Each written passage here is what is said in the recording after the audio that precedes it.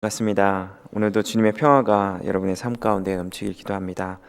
오늘 성경 일독 스케줄은 마가복음 11장부터 14장까지입니다. 오늘 하루 동안 11장부터 14장까지 말씀을 묵상하시기 바랍니다. 이제 예수님께서 마지막으로 예루살렘에 도착하시고 그 성 안으로 들어가셨습니다. 마가복음 11장부터 그 끝장인 16장까지는 예루살렘 성전에서 벌어지는 일들을 담아내고 있습니다. 어찌 보면 마가복음은 이전까지 빠르고 간결하게 주님의 복음을 전하였지만 11장부터 예수님께서 예루살렘에서 지냈던 일들과 예수님이 당하셨던 순환 장면은 아주 천천히 전하고 있습니다. 마치 예수님의 고난과 순환을 이해하기 위하여 그 첫 장부터 그 수많은 이야기를 한 것만 같습니다.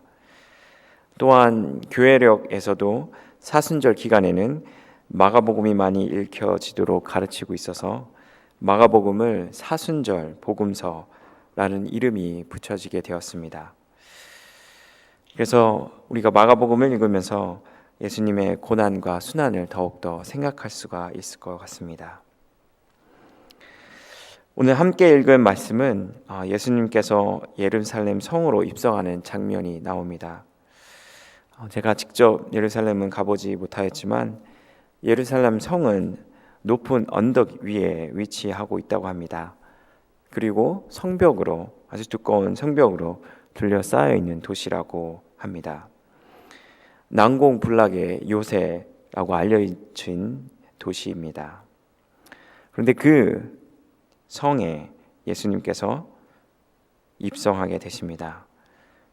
예수님은 제자들을 마을로 보내셔서 어린 새끼 나귀를 찾아오게 하시고 그것을 타고 입성하십니다. 사람들은 겉옷과 생나무가지를 꺾어 길에다 깔았습니다.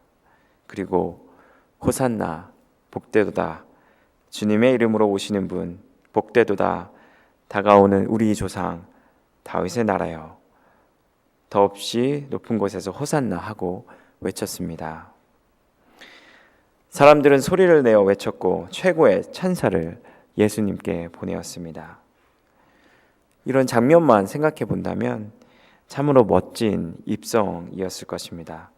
모두가 예수님을 환영하고 있는 것이지요. 하지만 예수님께서는 사람들이 기대하는 것과 다른 의미를 그의 행동을 통해서 전하고 계십니다. 예수님께서 그 성전 안을 입성하실 때 말 대신 나귀를 타고 입성하셨습니다. 가만히 생각해 보면 말은 언제나 힘과 권력의 상징이었습니다.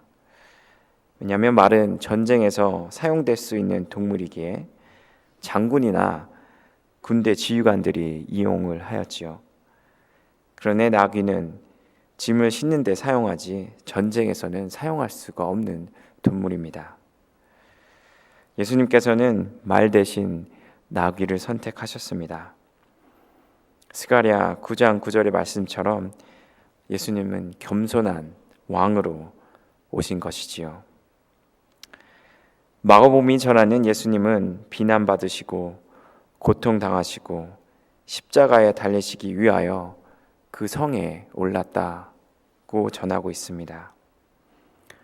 어떤 정복자로서 말을 타고 칼과 창으로 모든 원수를 무찌르러 오르신 것이 아니라 나귀를 타고 그의 원수들에게 죽임을 당하기 위하여 그 성에 오르셨습니다.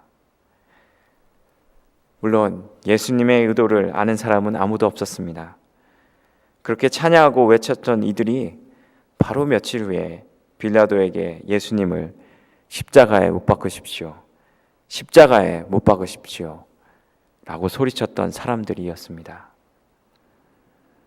심지어 예수님과 3년을 따라 다녔던 제자들도 예수님께서 말씀하신 의도를 몰랐으며 멀찌감치 잡혀가시는 예수님을 바라만 보기만 하였습니다.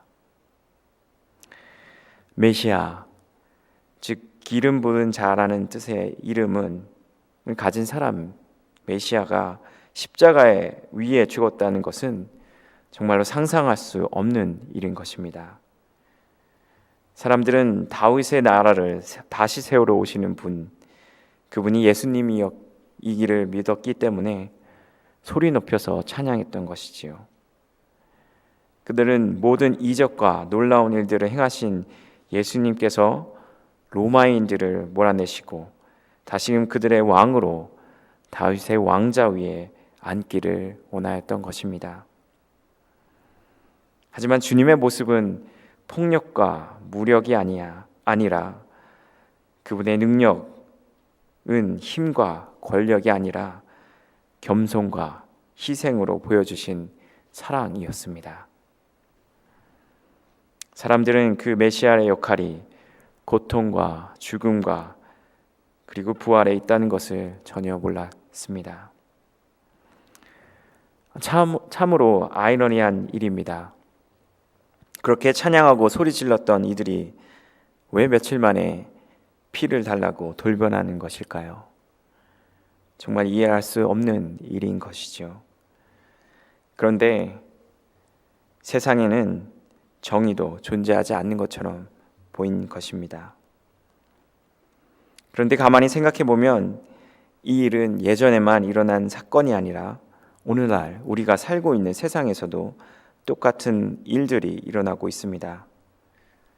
세상 어느 곳에나 어느 분야에서도 이런 일들이 일어나고 있지요.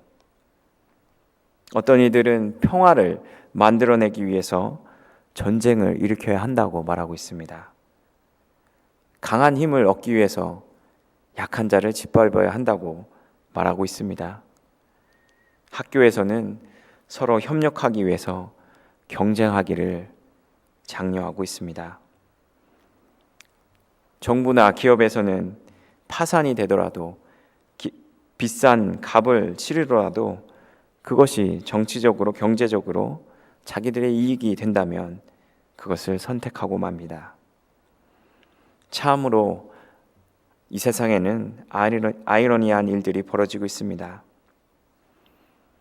그러나 더욱더 놀라운 사실은 세상에서 이런 일들이 너무나도 자연스럽게 일어나고 그것을 아주 당연한 일로 받아들여지고 있다고 하는 것입니다. 오히려 세상 사람들과 다른 방법을 말하고 다른 방법을 선택할 때 오히려 그것이 더 이상한 일이 된 것이 되어버리고 맙니다. 예수님이 선택한 어린 나귀는 아주 이상한 일이 되어버렸던 것이지요. 그런데 세상과 다른 방법을 선택하신 분이 바로 예수 그리스도이십니다. 예수님께서는 아주 작고 낮은 동물의 몸을 실었습니다. 아무것도 할 수 없어 보였던 새끼 나귀 그 위에 몸을 실으셨던 것이지요. 그는 죽음으로 어떤 힘과 보호, 방패도 없이 죽음의 순간으로 들어가시기로 선택하신 것입니다. 그 자신은 아무런 제약 없이 모든 이야기에 내어주신 것이지요. 이것이 예수님께서 보여주신 예수 그리스도의 제자로 살아가는 방법인 것입니다. 예수님을 따르는 사람은 어떤 권력이나 힘으로 살아가는 것이 아니라 사랑과 희생의 방법을 선택해야 하는 것입니다. 성공과 경쟁이 우선이 아닌 정의와 공평과 자비가 우선인 삶인 것이지요. 이제 예수님께서는 예루살렘에서 그의 마지막 일주일을 보내게 되십니다. 성전을 깨끗게 하시고 여러 사람들에게 시험하는 질문에 대답하시며 하나님의 나라를 선포하십니다. 가룟 유다가 배반을 결심하고 베드로는 예수님을 부인하게 될 것을 그 말을 듣게 됩니다. 참으로 예수님의 세상에서의 마지막 일주일은 가장 힘들고 어려운 시간이었을 것입니다. 그의 마음을 알아줄 사람은 아무도 없습니다. 아니, 그 어느 누구도 알 수가 없을 것이지요. 그렇게 예수님께서는 그의 마지막을 겟셋마네 동산에서 기도로 준비하십니다. 아버지께서는 모든 일을 하실 수 있으시니 내게서 이 잔을 거두어 주십시오. 어찌 보면 그의 기도 안에 정직한 고통과 몸부림이 담겨 있습니다. 그 길을 가는 것이, 그 잔을 마시는 것이 진정한 고통임을 아셨을 것입니다. 하지만 하나님을 향한 믿음으로써 그의 마음의 탄식에서 하나님의 의로 옮겨가는 기도를 하시게 됩니다. 그러나 내 뜻대로 하지 마시고 아버지의 뜻대로 하여 주십시오. 이 위대한 기도를 하셨기 때문에 인류의 새로운 삶의 가능성이 시작이 되었습니다. 그 희생과 사랑의 잔을 마셨기 때문에 그리스도를 통한 하나님의 구원의 역사가 시작된 것입니다. 마가복음은 그의 마지막까지 예수님이 누구이신지, 그를 따르는 제자들이 누구인지 전하고 있습니다. 그리스도이시며 메시아이신 하나님의 아들 예수 그리스도는 그분의 삶의 전체를 통하여 그의 죽음까지도 심지어 십자가 위에서 그리스도 하나님의 복음을 전하셨습니다. 자신까지 내어주신 그분의 사랑이 있기 때문에 여러분과 저는 새로운 삶을 살게 되었고, 인류를 구원하시는 희생이 있었기 때문에 이 세상에 복음과 희망이 생겨나게 되었습니다. 이제 그 예수님을 믿고 그 사랑과 희생을 받고 그 사랑을 실천하며 희생의 삶을 사는 것, 자기 십자가를 지고 따르는 것, 그것이 오늘 말씀이 전해주고자 하는 제자의 삶이라고 하는 것입니다. 여러분께서는 예수 그리스도의 제자로 살아가고 계십니까? 우리 삶 가운데서 이 세상에서 살아갈 때 우리는 실망할 때가 많이 있습니다. 아니, 세상으로부터 고난을 받을 때가 많이 있지요.